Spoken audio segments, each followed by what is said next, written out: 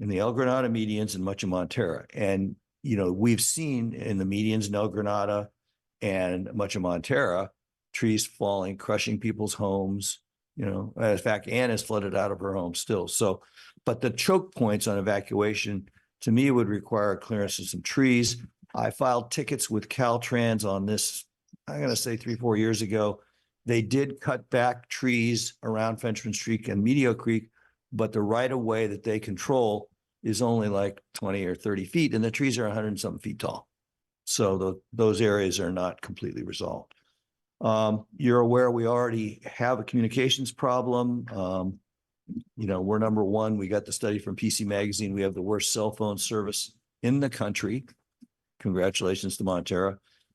You're probably aware that the County of San Mateo has already flagged some years back Surfers Beach as an area with sea level rise vulnerability.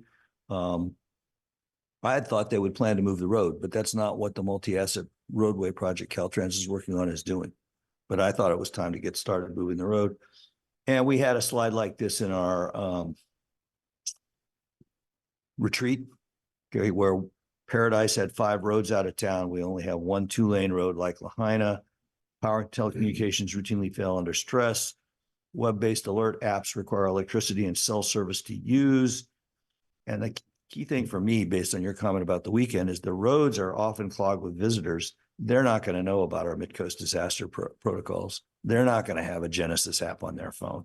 And yet the county keeps permitting more population. So that's just what I know the CFPD is working on. It's good to see that they're thinking of evacuation and getting started with this practice. And I just open it up to discussion by the council or the community as you see fit. Who do you want to go first, Gus? I'll go first. You can lead the discussion, but I'll go first. First of all, thank you for putting all that information together. I also think it's great that we're starting to do a little practice quickly if we need to. I will say, I don't think there's any way to get 20. I mean, between Midcoast and Half Moon Bay, there's 25,000 people on this coast, right? I don't know how you get 25,000 people off the coast fast.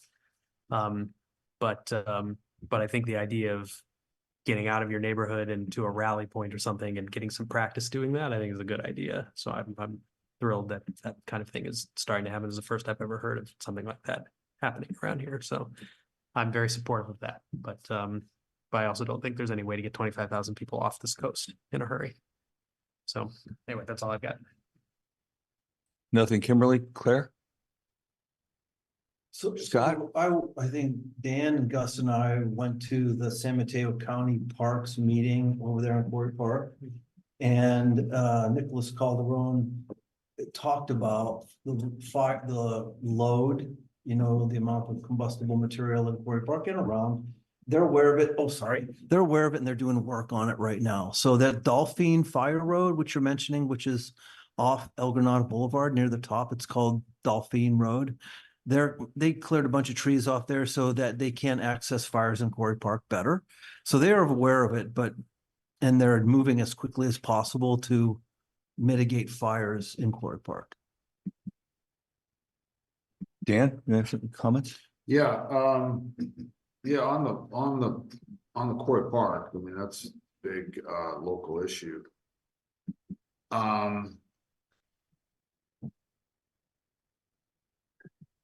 Yeah, you know, I remember Nicholas talking about fires, and they're normally because of the fuel. Let me figure out who that is.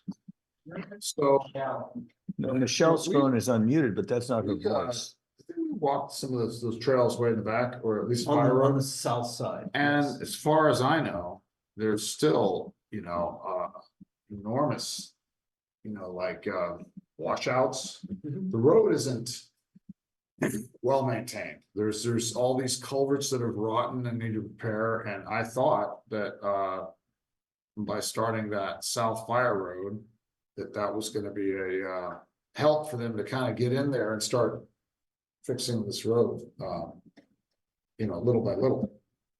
As far as I know, well, you ride up there a lot. Sure. It's still all the same. Well, they're not It's all the gonna, same condition, that's right? been, yeah, it's on the same condition that's been put on hold, they don't know to do it. Yeah, so,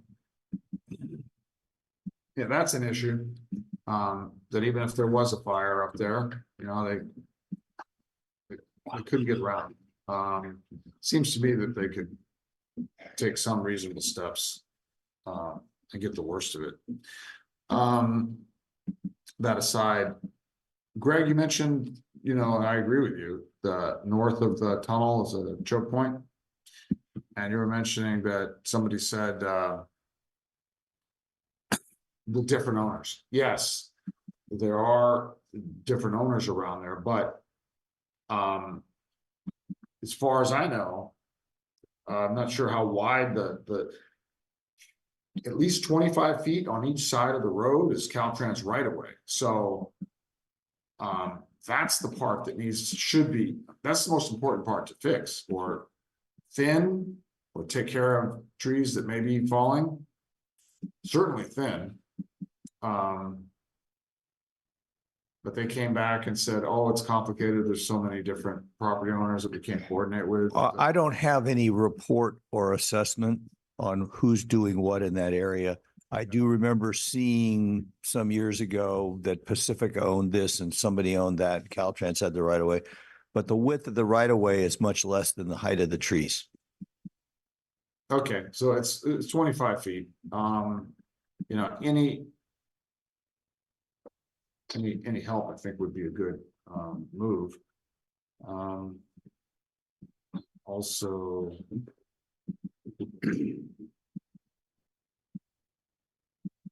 sorry, there's one other thing I wanted to add. Pops back in my head. Michelle Dragony's posted in the chat a presentation on home hardening. That'll be available. I'm saving the chat and I'll make it available to whoever's doing the minutes.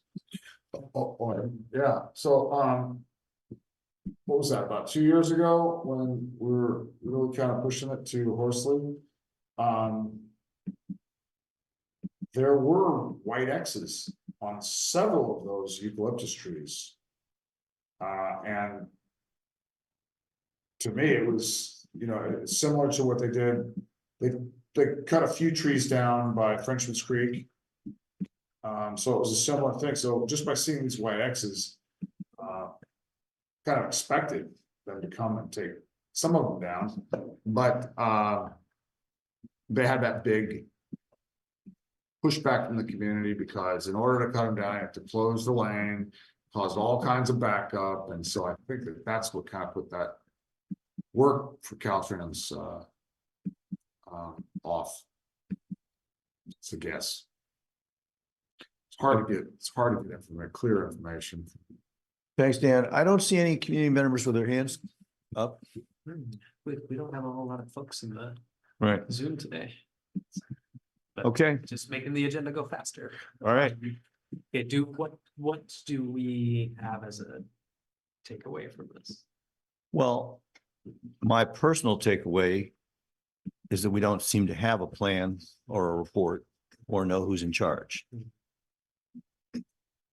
And I do think we have a situation that is at least as compelling, given all the different natural disasters we're potentially subject to, as Lahaina and Paradise. Maybe you could ask Ray who we would turn to, I mean, obviously some work is being done, but I mean, I don't know what the plan is. I guess that was my question. Obviously, if there's this, right, if there's evacuation exercise and things are happening, who's the coordinator of all of this? Where is it leading? Maybe that's what we need to find out. So, you know, you could start by asking Ray before we do anything as a group. Wait a minute, we do have a hand raised. Michelle Dragony's hand is up. Hi, Cal Fire is the coordinator. For all evacuation and Yep. tree removal and everything. Yep. I mean, RCD is involved with the tree removal as well, but they take their direction. There's actually, I can drop another chat in where Jonathan Cox, he's a chief Cox, he works for CAL FIRE, but he works, I mean, I was there yesterday for the fire thing with Scott, and they all, there was Parks, there was CAL FIRE, there was the Army, there was the California, not Conservancy, but that it was sort of a semi-volunteer, going to professional outfit. I mean, it was a who's who. But here, CAL FIRE will determine where you're when to go, where you're going to go based on the event. For tsunami, you know, I just checked with Dave yesterday. Really, there is 100-year tsunami, you know, thing, but we had a tsunami just, you know, a year ago, and it didn't even reach the bluff. So there's all kinds of tsunamis. And what Dave said specifically about El Granada School was that if there was going to be like 100-foot tsunami, we would have 6 hours notice, and parents would be able to actually come and get their kids and take them home. And you just have to see the line. Almost the first tsunami, shelter in place. Please don't get on the road. The main thing is to keep the roads clear for the first responders. That's the most important thing. And if you don't shelter in place, don't get on the highway, just go up the hill. So that's tsunami. So that's pretty situationally specific. Earthquakes, they are also shelter in place. If there's a fire in your house, get out of it, but don't get on the road, go to somebody else's house. And the idea of the CERT people is there's so many neighborhoods that now have FRS radio patrols. They've got ham radio operators. And the idea is that the CERT team will go through whatever neighborhood they're in, and they'll do triage. You know, if Aunt Mary has a bookcase on her, her leg is broken, run down the road, you know, to the nurse that lives on the corner, kind of thing. But you can use the FRS radio team. You can stand outside on the sidewalk, and when a CERT comes by, you can say, hey, Aunt Mary's got a broken leg, and they'll call it in to the ham radio operator in that area. Then the ham radio operator will call it into the EOC, the Emergency Operating Center, which is run out of Station 40 in Half Moon Bay. Half Moon Bay, they will triage all of the people in all of the neighborhoods on the coast side. This is just earthquake that I'm talking about, and they will send out a fire truck if Aunt Mary is really in that sort of situation. But if it's just a regular old break, it's splinting it and waiting. Now, if it's a compound fracture and there's blood, then that will raise the bar for intervention by either an ambulance or a paramedic in a CAL FIRE truck. But that will depend on how many fires are, because there might be gas fires, and that would be their number one thing. So that's earthquake. Now, when it comes to fire, when you will have what they're practicing on Saturday is trying to get the people from the highest up down low. And to your point, Gus, you're probably not going to get everybody off of the coast, but Half Moon Bay is not going to be in the same situation. I know the ember cast is an issue, which is why I dropped the home hardening thing. And to Greg, that was a great picture of paradise. It's the houses that are the fuel, not the trees. So the most proactive thing that everyone on the board can do is just go to your neighbors and see if they've got like the newspapers stored up against their house. If people put the recycling up against the house, do they have your fences are fuel ladders that go straight to your house? So there's things that you can do in that regard. And again, that the video that I popped in there was a CAL FIRE video about home hardening. And so, but the idea for fire as well is, especially for Half Moon Bay, because there's like 13,000 people there, you know, Frenchman's Creek's got a lot of trees, but the whole main part of Half Moon Bay, maybe 8,000 people, they might get some ember cast and stuff like that, but it's not as bad as it will be here. And so going to the community college is where you want to get out. And then getting back to what you were saying about Pacifica, getting through Pacifica. Yes, it is Caltrans on the right of way. And but the people that own most of the tree land is the California Coastal Conservancy. So that's another, group that maybe the MCC could make come to the meeting. And Debbie Ruddick used to be California Coastal Conservancy staff, so she might be able to help. If you have any questions, just shout it out, and I'm listening. I hope that was helpful. Yeah, thank you, Michelle. You're welcome.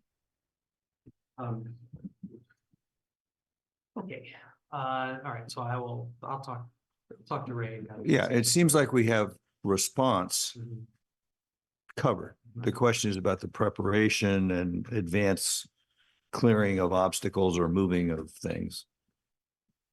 All right, do we have any other I see no other hands. comments, questions on this topic? No? That's blazing through. All right, then let's close 4B and move on to what it should be a pretty fast one, which is appointing an actual finance committee. So Scott and I, one of our takeaways from the last meeting was to dig into the bylaws and see what we need to do from a finance perspective. The bylaws, I have them here, saying the community council shall establish at its annual organizational meeting the following committees with the following duties, and shall appoint and may remove the members thereof in the following manner. And it turns out the only committee we are obligated to establish is in fact the finance committee. The finance committee shall maintain a current record of the funds and expected receipts of the community council and of the outstanding payments and commitments of expenditures, and shall review and report to the community council on all proposed commitments of expenditures, whether of the community council, officers or committees based on availability of funds. The finance committee shall periodically, not less than annually, audit the books of the community council, report its conclusions to the community council. So we're obligated to do an annual audit, but not anymore. We're not obligated to do anything more often than that. Finance committee shall not be authorized to approve expenditures except as the community council shall expressly authorize in writing. So we as a council have to say to the finance committee what the finance committee is allowed to approve. The members of the finance committee shall be appointed by a majority of the members of the community council then in office, and shall serve at the pleasure of the community council. Somewhere earlier when in the bylaws where it specifies the officers, the treasurer is the chair of the finance committee. But that's the only person that has to be on it. So that is what we were supposed to do. So we never actually, at our organizational meeting, we never actually formally set up a finance committee. So I want to take care of that tonight. And then the first task of said committee will be to bring at our next meeting a list of your kind of the expected expenditures and all that. And then we as a council can hopefully just approve that. But if there's anybody who wants to debate or talk about it, we'll debate or talk about it as people want to do that. And then we should be fully in compliance with our bylaws on the finance side. Does that make sense? Everybody? All that questions, comments? No? My only comment is the surprise that how many years has it been since we actually had a finance committee? I cannot remember. You picked up on this. I've read this paragraph and it never even penetrated. So the finance committee is the treasurer and the chair. Well- the treasurer was elected, the chair was elected, so The members shall be appointed by a majority of the members of the council. So the chair is the treasurer and the others chair is are not others. obligated to be on the finance committee. The only one that's obligated to be on the finance committee is the treasurer, who is the chair of said committee. That's specified in the bylaws under the definition of the treasurer. I'm fine being on the finance. I actually would like to be on the finance committee. I nominate Gus to be on the finance committee. Well, that's done. Who's next? We got to second it. Yeah, I second that. Great. Do we need another person? We don't need another person, but if somebody else would like to be on the finance committee, we Right, do you're the have treasurer. 3 people on it. Yes. I'm also, what's my other title? Secretary Pro Tem. I'll take it. Yeah, you're Chief backing up. Financial Officer. Yeah, that's right. Like, yes, I think that's what it said something like that. You're the CFO. I am. Okay, Look at me. we're on. Please. He's got the power. All right. Does anybody else want to be on it? Is it just gonna be me and Scott? This is your last chance to join the money team. We didn't vote on you. You have to vote, right? That's true. I guess you can vote me down. But who's gonna step up and be on the committee with him? It isn't gonna be me. I made a motion. I was waiting for a second. Oh, you can I second second it. it, yeah. All Okay, right, Should we vote on that? I think we should vote on that. What do you think? Okay, let's do it. Greg, Yes, Gus, Yep. okay, Kimberly, Yes. Claire, yes, Dan, Yes. I'm a yes. Okay. So 6-0 for. Gus. So I'm gonna assume for now it's just me and Scott, but if anybody else wants in, you just let us know. This is where the party's at. We're gonna be holding the meetings at some beer place Yeah, oh yeah, I would definitely, it will definitely be alcohol in all the meetings. during business hours. Yeah. But we're not allocating any money for that, though. We can vote on it. Good. Good. It's gonna be like a champagne line in the, oh, I in the. I just want to mention, did you note my email that there was a recurring expense Yes. every year for Zoom? Yeah, So we typically pay Lisa for the Squarespace, the Mhm. MailChimp is monthly and the Zoom is once a year. Thank you for sending those. Yeah, I noticed those. We will. We'll get it, put that- vote on it next week. Yep, we'll come to you with the whole list. Okay, so that was all I had on that thing. We just had to formally do it. In which case, holy shnikes. Okay, well then, so we're on to council activity. I know this is. Let's all just treasure the moment of being an hour ahead of schedule, because who knows, like, when, oh, yeah, that's so, yeah, that's like. Great. Right, that's like when in the middle of the no hitter, when like in the seventh inning, when somebody's like, we're having no hitter, and then like, that's the second you say that, it's over. Like, anyway, council activity.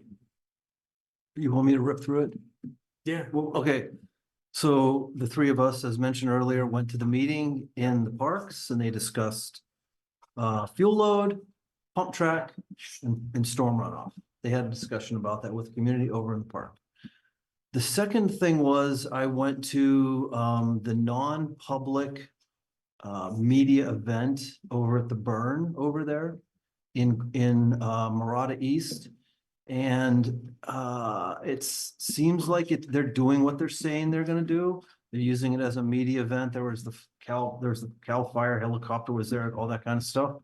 It was brought up, and I also noticed that the burners are appear to be burning unattended after 6 o'clock. And I brought that up to a number of people yesterday at that, and they said that's not part of the protocol.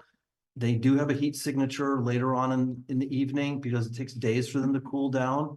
But a community member had taken a picture of fire coming out of one of those in the middle of the night.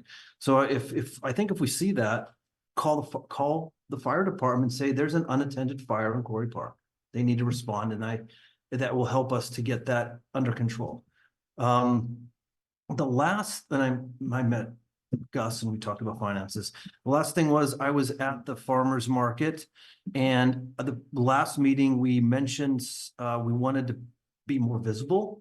I talked to the coordinator for the farmer's market and they said we can have a booth if we want. They'll supply us with tables and tent, and we can set up there, and whoever comes by, we can tell them what we do and why we exist. So if you want to try to bring more visibility to the MCC, that's one way. And I mean, we can talk about it later. If that's something you want to do, it'd be easy. We just have to show up and hang out at the farmer's market.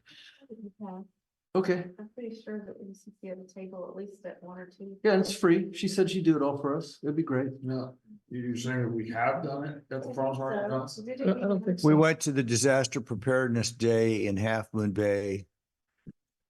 That was the one where I had the naloxone and the test kits. That was in and I town, though. Coordinate, that was in the town of Half Yeah. Moon Bay. And then we did the thing that Dan was talking about last week. Was the mid-pens, yeah, I think that's all we've done. So I got one more thing for a future agenda. I'm gonna throw it now, even though it's not future agenda items. At that thing, the community event, we were all talking to everybody, and Tim Federal from the RCD volunteered to do a fire safe presentation at one of our meetings. So as a future agenda item, I'd like to coordinate with him to give a community presentation on what it requires to be fire safe, as Michelle had mentioned earlier on in this meeting.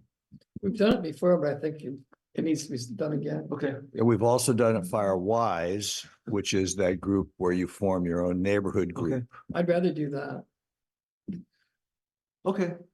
They have flyers, don't they have publications with all that information? We can dig, I will work with Scott. I will dig through the old agenda items and the Okay. notes and the people we have contact with. There was a guy from Marin and there was a guy from Hillsborough.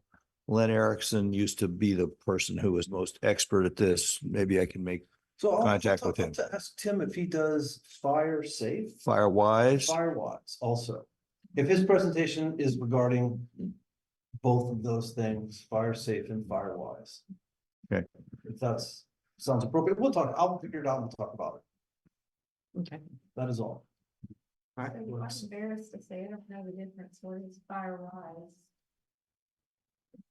One of them is like a community-wide overall policy kind of thing, and one of them is a neighborhood specific. Everybody gets together and does something to help their houses. There is a Fire Safe San Mateo meeting. I'll have to pull up my calendar. It's probably every 2 weeks.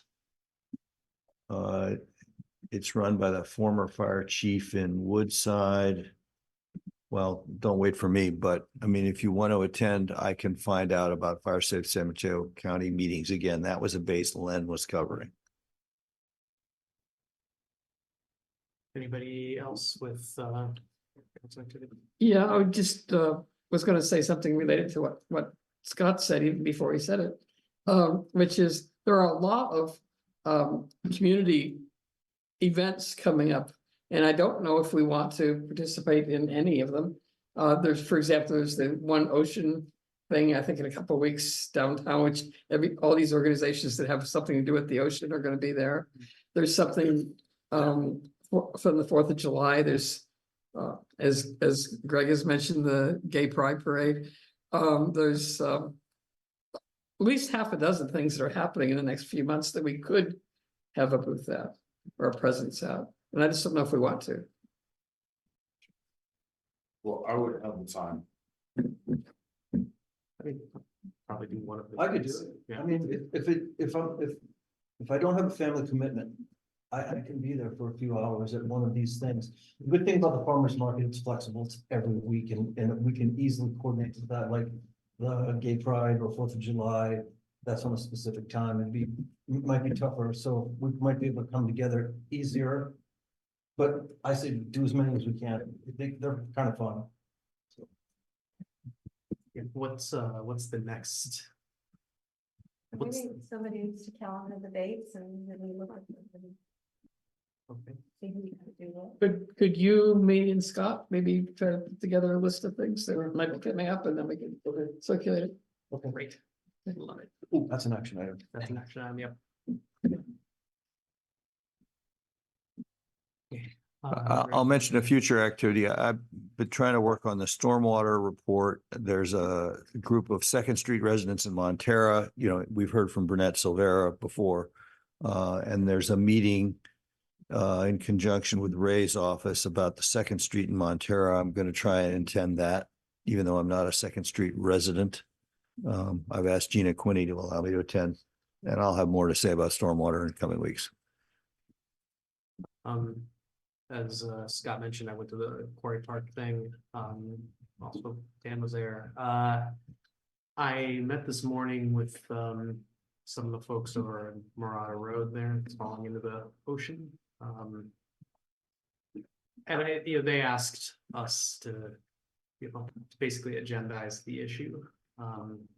So what I want to do next week, when I meet with Ray, is talk to him because they're working on some stuff related to that. And so what I want to ask is, you know, when's the best timing for us to agendize it? And if we write some kind of letter about it, like who should it be to, and kind of what's the best timing to make it maximally effective? So that's the kind of stuff I want to ask him before we actually put it on the agenda. Sounds good. There's related background here. The breakwater installed by the Army Corps of Engineers in approximately 1960 is cited as one of the proximate causes for the erosion that's occurred in that area of Marata Surf. There's been Harbor District talk about, and I don't know that they wanted to do it, but there was discussion about removing one of the breakwaters.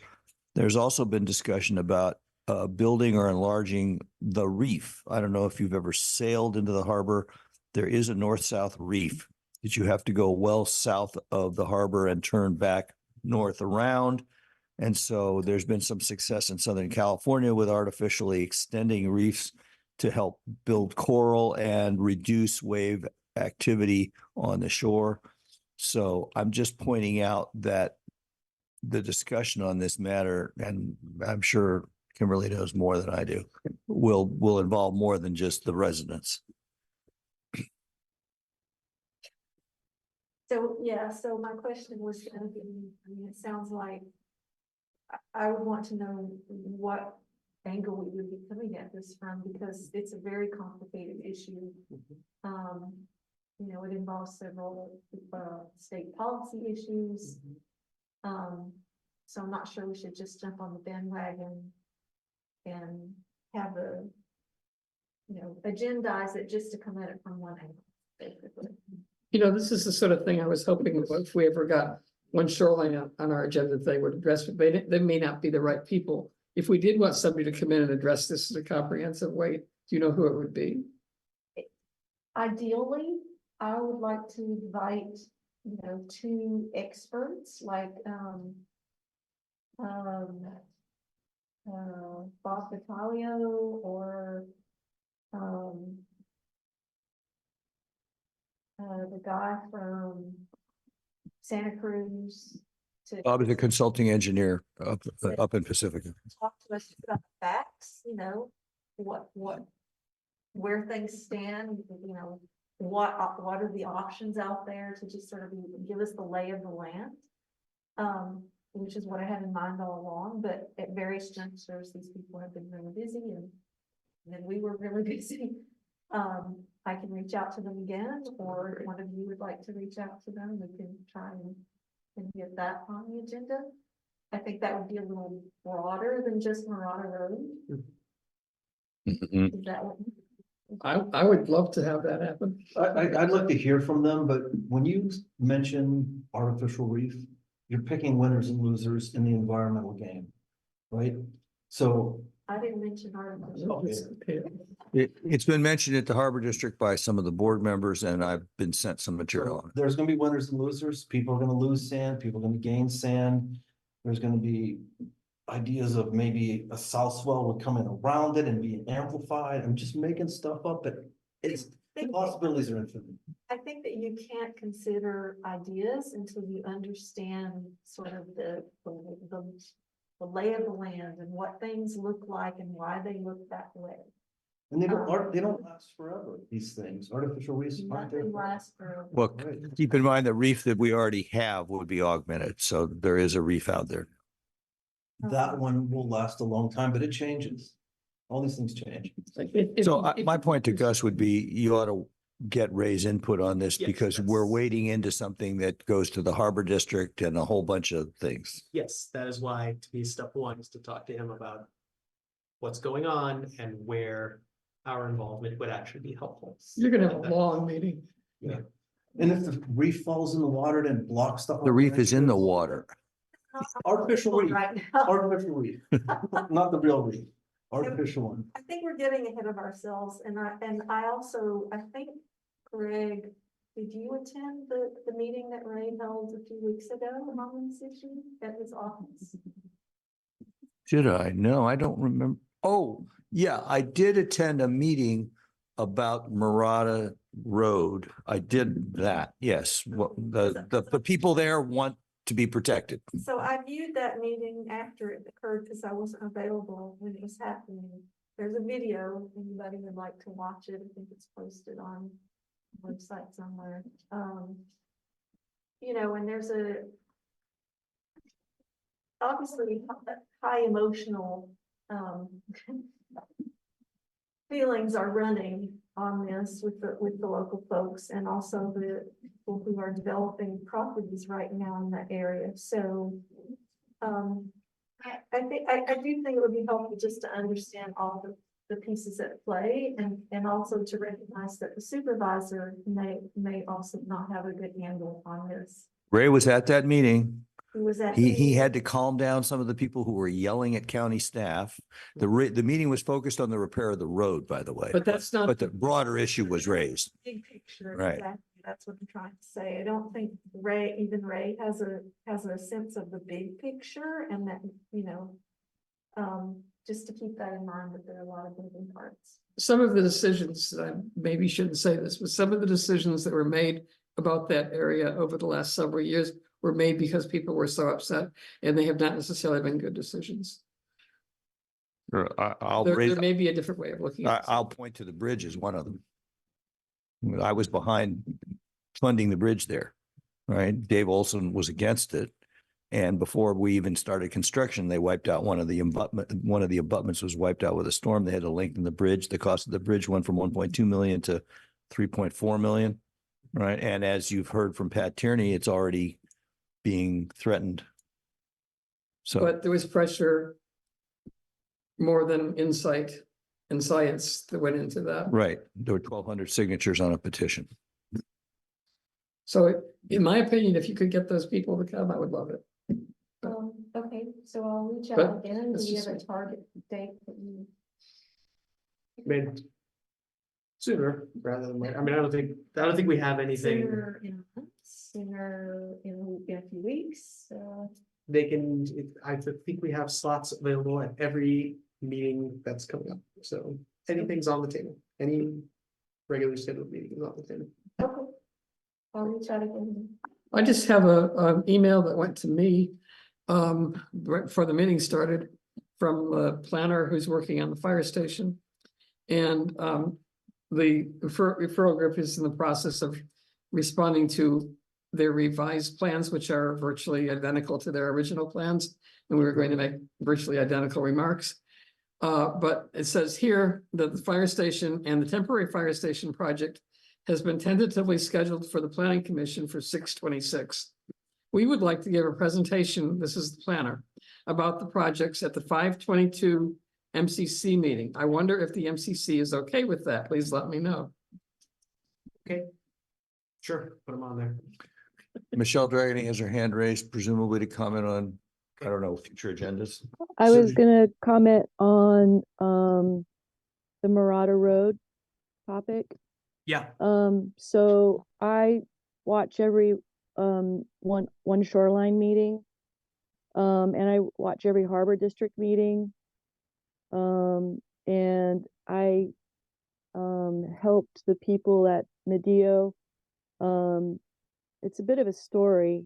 The design for the bridge was paid for during COVID, and the Coastal Commission, the staff put it on the agenda because it was already designed. The funding was there for design and it was designed. And then the neighbors got they got 1,900 signatures, which got them on the agenda, and then they showed up at the meeting for the commission, and that's how it got approved.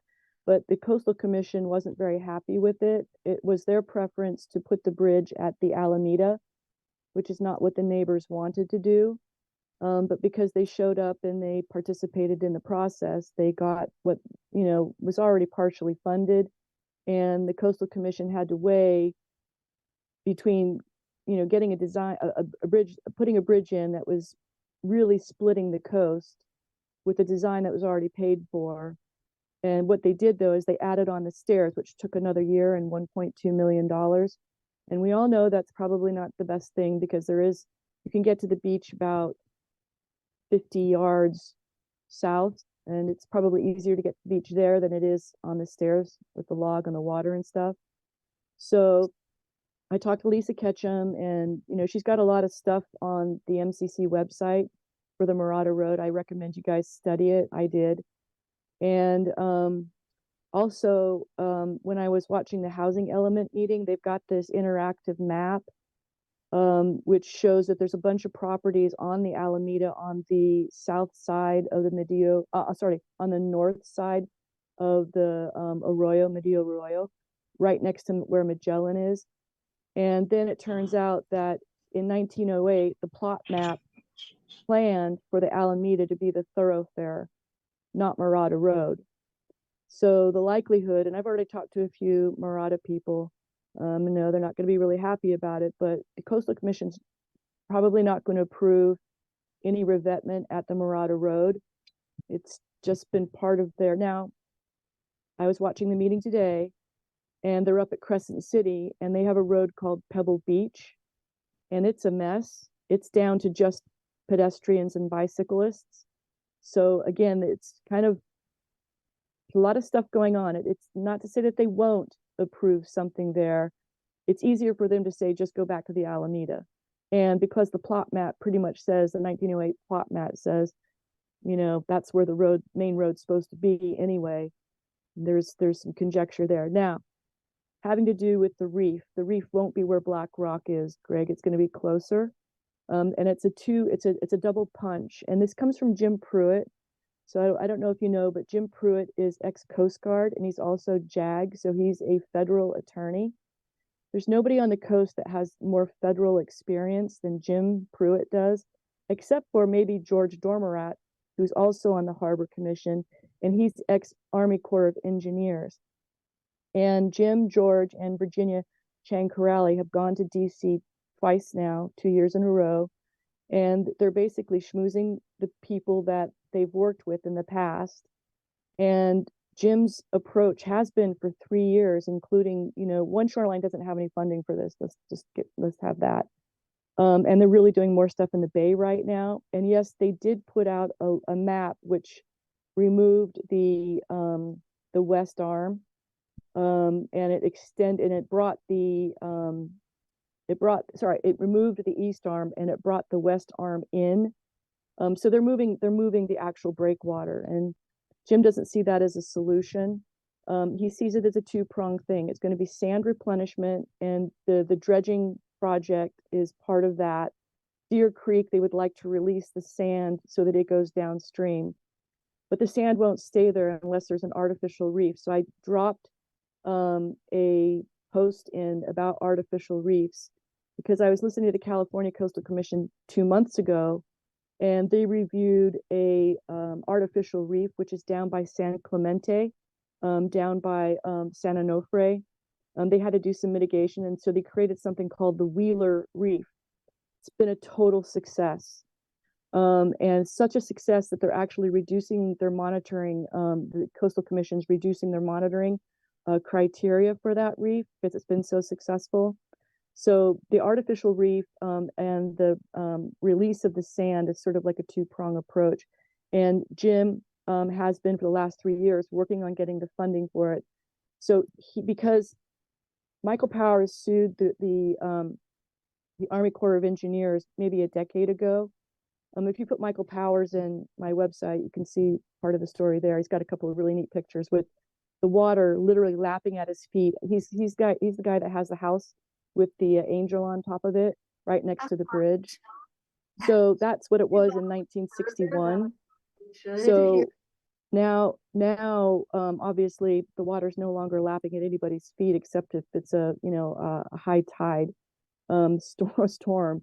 But the idea is to get the federal. So Jim knows, because he's JAG, that the feds, when they built the breakwater, it's a federal navigation project. And Michael lost because Army Corps basically said, well, there's no federal stuff for us to protect, therefore we have no interest in fixing it. Jim is saying, you built it, it's a federal navigation thing. You're not taking my breakwater away because I got a harbor here.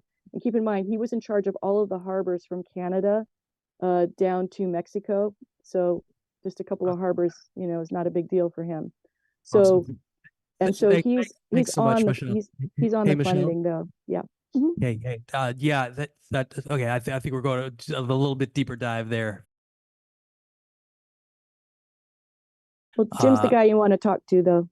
Yes, I think that's the takeaway. So Jim's the guy who actually has the detail on that particular initiative, right? The reef stuff. So, okay, so we may at some point need him to come and talk to us.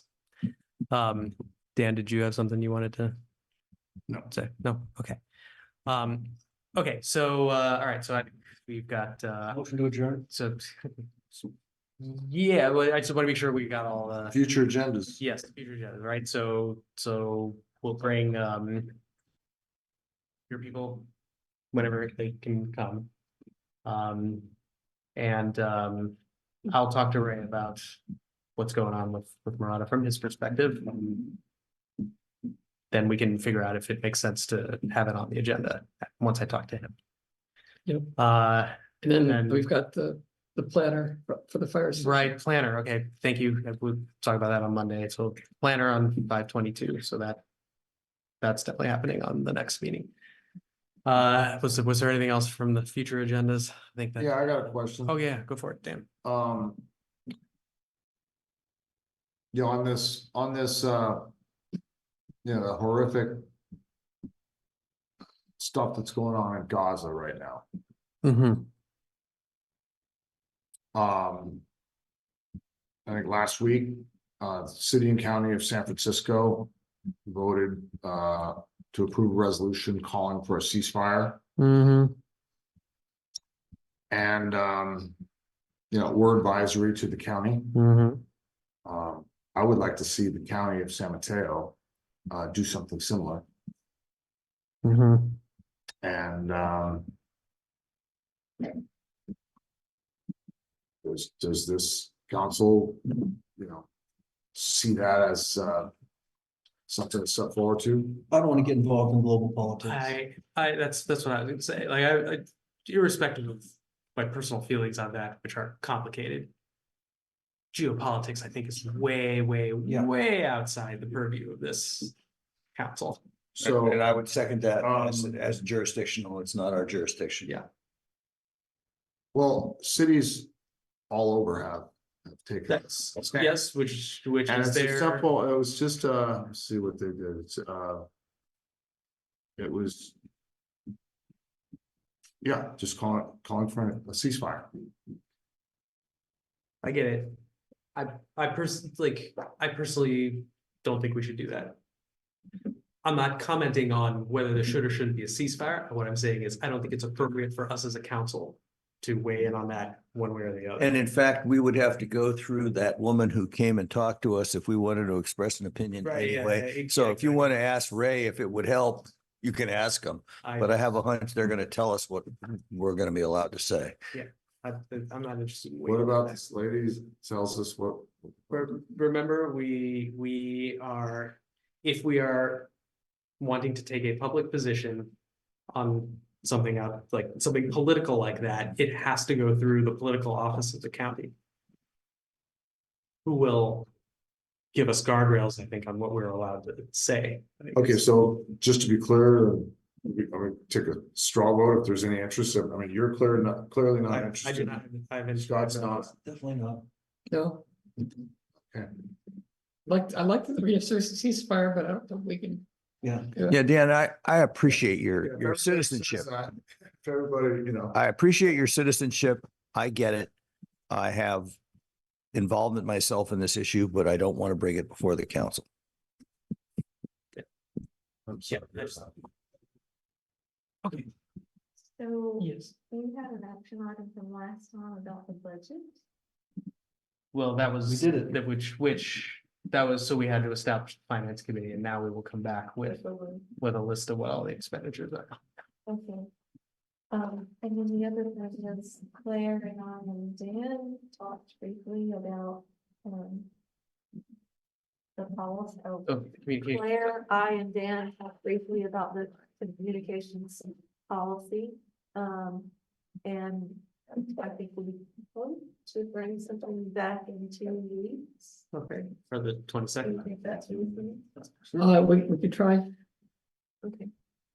Okay, Just as a point of order, they asked me to send them the emails. I thought I had sent them to you, but I couldn't find a record of it. There was yeah. 41 pages of Tim Fox emails. Okay, so they got them I too. read some of it in that. All right, Okay. right. Good. Kimberly and I are gonna read every single one. I have. I think I have about 8 or 9 pages in, and I was like, I can't read anymore. Motion to adjourn. All right, motion to adjourn. We all good? Yeah. All All right, right, acclamation. good job, team. Wow. Let me save. Look at your skills. Let me save. the- Congratulations.